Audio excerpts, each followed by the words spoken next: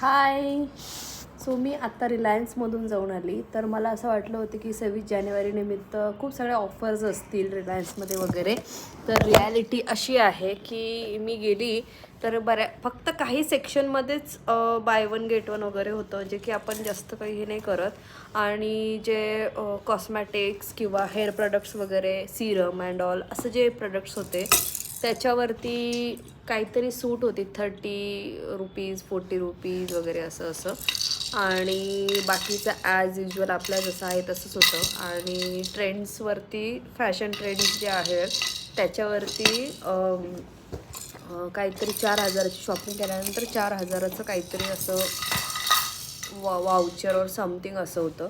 तर मला असं वाटलं की मी 26 जानेवारी निमित्त खूप सगळी शॉपिंग करेल म्हणून मी पप्पांना घेऊन गेलेली. बट असं काही झालं नाही. आणि आम्हाला जे महत्त्वाचं जे काही शॉपिंग केली आहे ते मी तुम्हाला नंतर सांगेलच. आणि मग आता जी महत्त्वाची गोष्ट घ्यायची होती त्याच्यासाठी पप्पा आणि ते गेलेत. आता बघू काय म्हणतात ते.